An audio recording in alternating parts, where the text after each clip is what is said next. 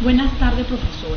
Le voy a hablar del tema número 2, que se trata de la extinción y prescripción de las obligaciones y sus efectos.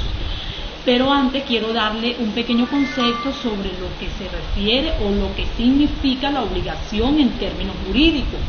La obligación es el vínculo mediante el cual dos partes, llámese acreedor o llámese deudor, quedan ligadas debiendo la parte deudora cumplir con la prestación objeto de la obligación.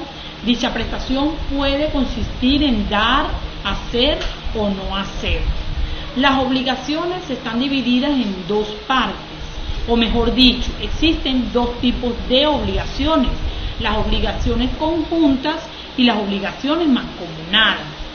Las obligaciones mancomunadas existen cuando cada acreedor solo tiene derecho a pedir una parte de la prestación total y cuando en su caso cada deudor solo tiene que cumplir una parte de la misma. La obligación mancomunada, entre ellas existe la activa y la pasiva. La activa nos dice que cada acreedor solo puede exigir separadamente la parte que resulte y dividir el contenido de la prestación entre el número de los acreedores, mientras que la pasiva nos dice que cada deudor solo puede ser demandado por el cumplimiento o para el cumplimiento de la prestación debida a la porción que le corresponde. Las obligaciones mancomunadas divisibles, entre ellas se encuentran la pluralidad de los acreedores. Dice que es cuando existe una mancomunidad de acreedores, la prestación se fragmenta en varios créditos, independientemente que recaen sobre una parte de la misma. Naturalmente, esto solo suele suceder cuando la obligación sea divisible. La pluralidad de deudores. Dice que la obligación se divide en tantas deudas como deudores haya. Como ya señalábamos en el caso de mancomunidad de acreedores, se presume iuris tantum, ya que la obligación es divisible y además la división es en partes iguales. Existe la obligación solidaria. Que es este tipo de obligaciones donde existen varios sujetos activos y pasivos y un único objeto o prestación, y cada uno de los deudores están obligados a realizar por entero la prestación y cada uno de los acreedores puede exigir también la prestación íntegra. Hay solidarias activas, es cuando son varios acreedores, y solidarias pasivas, que es cuando son varios deudores. También se llaman correales. Las obligaciones solidarias pueden ser de tres fuentes: por contrato, que es la fuente principal de la solidaridad, los contratos consensuales y los reales, el mutuo, y también son fuentes de obligaciones solidarias. El testamento, o mejor dicho, testamento, que es una fuente desde el punto de vista activo y pasivo. La ley, que en época justiniana, las obligaciones que nacían de los delitos, que antes eran cumulativos y se convirtieron en solidarios. Los elementos que constituyen la solidaridad es: 1. La solidaridad es un tipo de obligación que se caracteriza por la multiplicidad de sujetos que toman parte de ella. 2. Los sujetos de la solidaridad pueden ser tanto deudores como acreedores. 3. Esta obligación se contrae por mandato de la ley o bien por haberlo acordado contraerla en esta modalidad. 4. Es imperativa. La existencia de un solo objeto y la multiplicidad de sujetos obligados a cumplir o facultados para exigir el cumplimiento de esta obligación. Solidaridad activa. Al contrario de otros países, como por ejemplo México, nuestro Código Civil niega la existencia de solidaridad entre acreedores. Así, una característica de solidaridad activa es cuando la deuda aparece a favor de dos o más personas. La solidaridad pasiva permite, entre otras cosas, el derecho a elegir entre los deudores al de mayor solvencia y en caso de insolvencia en alguno de los deudores. La solidaridad no uniforme ocurre cuando las circunstancias de los codeudores son diferentes, por haberlo así pactado con el acreedor, siempre que hayan unido un vínculo y unidad de prestación. Ejemplo, un otorgamiento de un plazo diferente de los otros.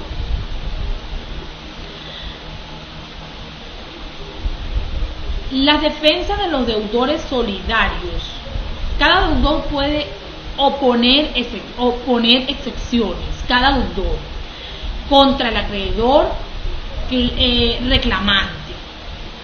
Las que tienen un fundamento en el origen o contenido de una obligación solidaria y los demás deudores en la parte de responsabilidad patrimonial de ese codeudor.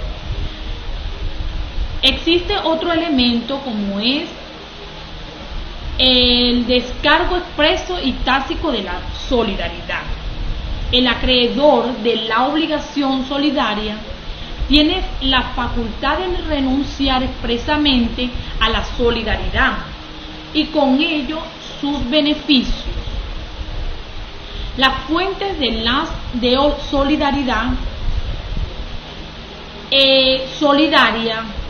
la obligación solidaria, solo se genera por pacto expreso, por testamento o por disposiciones de la ley.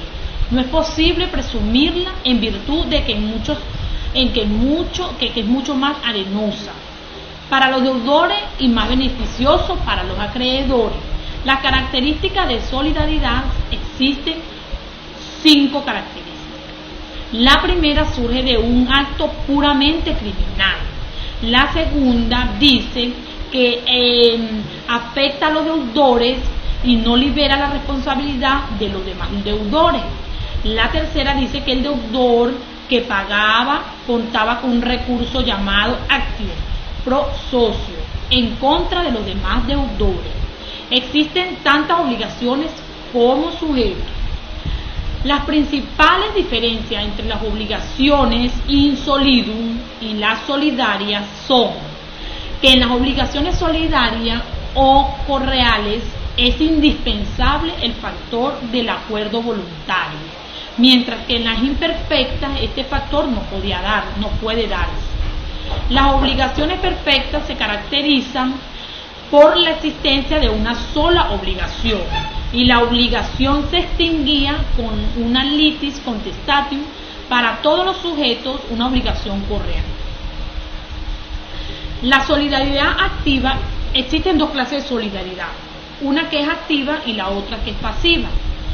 La activa se da bajo un supuesto de que el crédito corresponde íntegramente a todos y cada uno de los acreedores y cualquiera de ellos, y la pasiva se constituye cuando cada deudor se obliga por sí a cumplir una prestación, de modo que el acreedor puede exigir la prestación.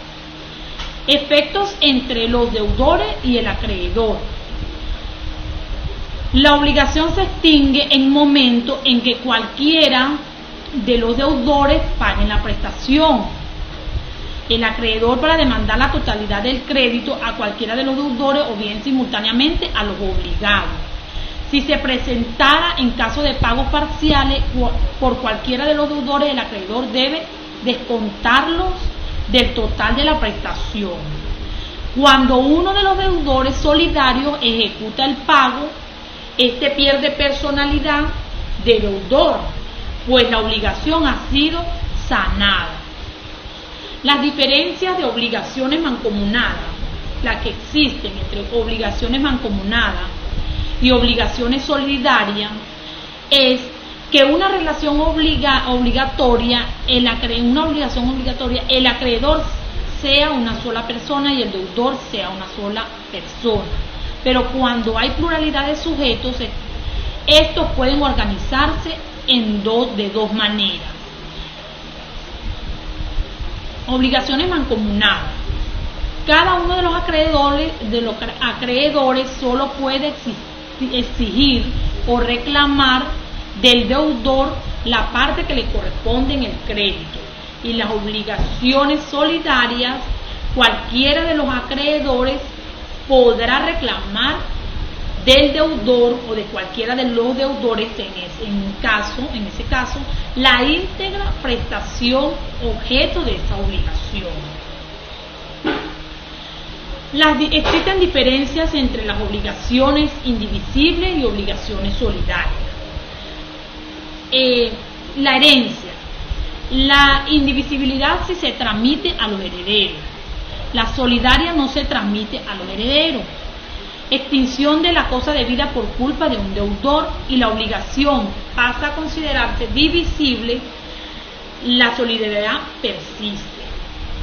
La fuente de la solidaridad, la invisibilidad resulta de la naturaleza propia de un objeto prestado o por una voluntad de las partes.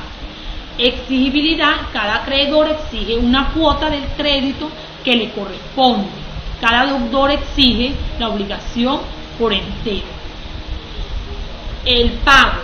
Cada deudor cumple una obligación correspondiente a cada cuota. Cada uno de los deudores cumple la deuda por entero.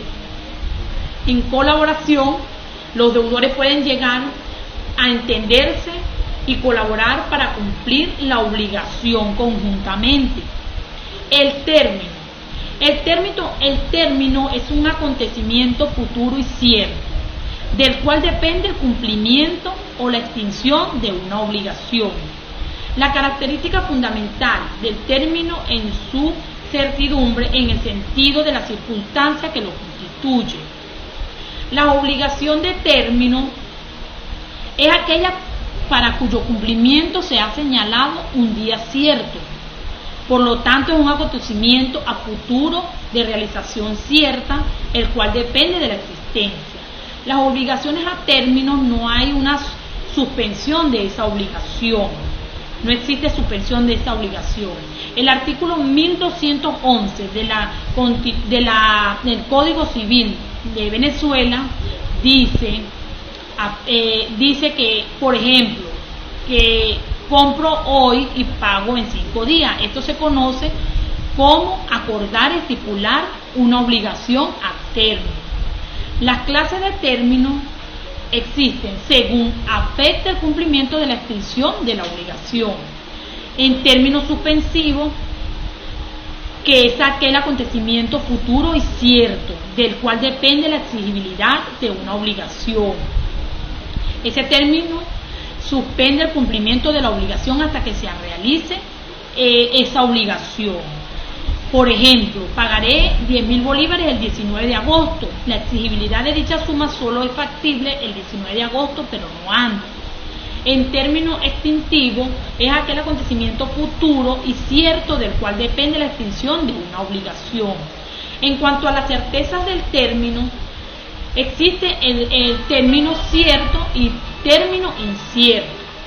El término cierto es aquel acontecimiento que se sabe su ocurrencia y cuándo va a ocurrir. Por ejemplo, pagaré 10.000 el 31 de mayo, pero el término incierto es aquel acontecimiento que positivamente no se sabe cuándo va a ocurrir, pero cuando no se sabe, o sea, no hay como se dice, futuro incierto, no se expresa o no se aclara cuándo va a suceder.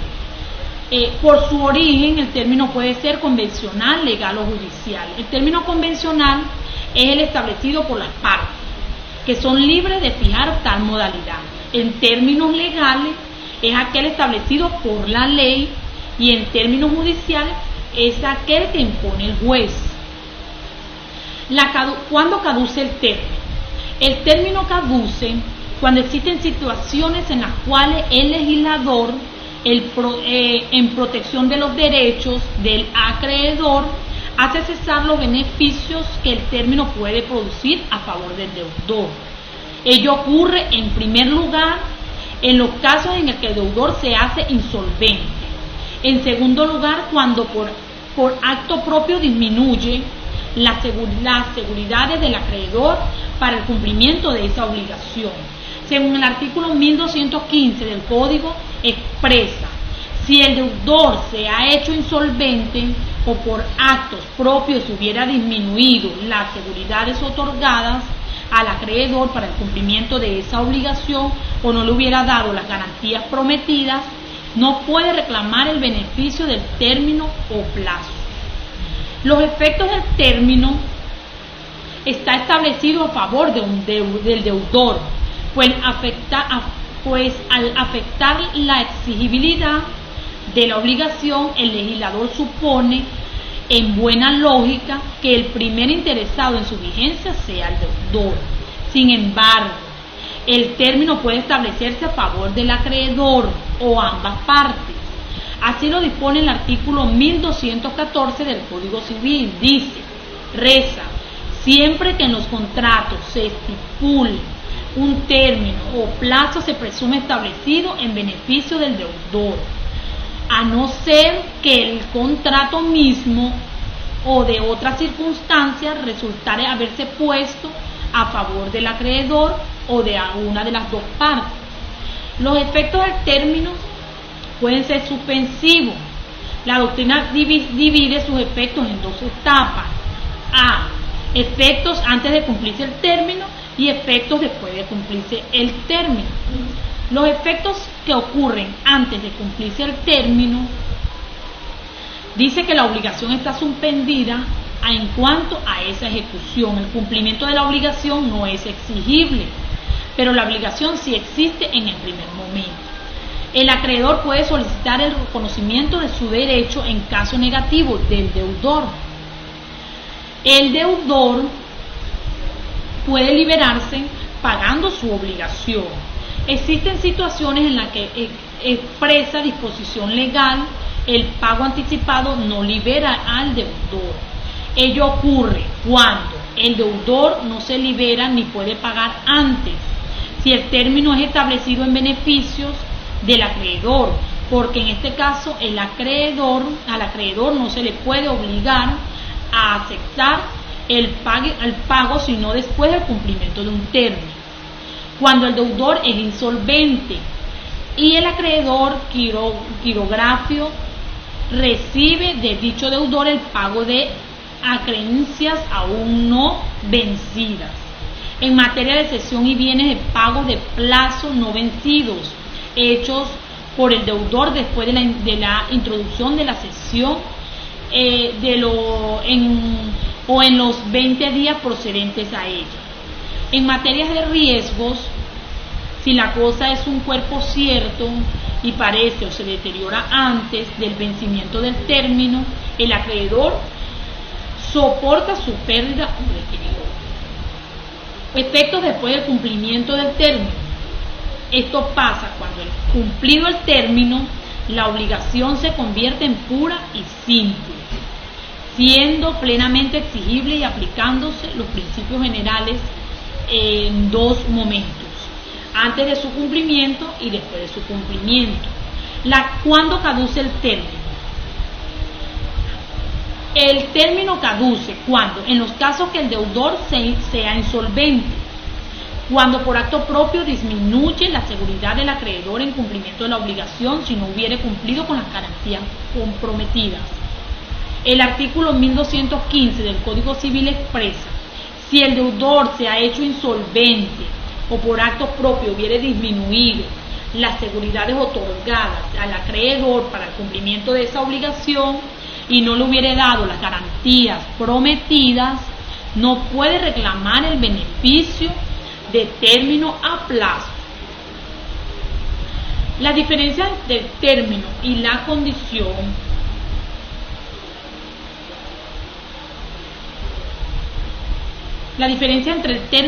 condición existe mientras la condición está constituida por un acontecimiento futuro e incierto. A término radica a un acontecimiento futuro incierto. O sea, que el término radica en un acontecimiento futuro pero cierto. Y la condición existe en diferencia fundamental mientras que la condición está constituida por un acontecimiento futuro e incierto. Bueno, profesora, esto es todo. Disculpe alguno de las faltas y esto es todo.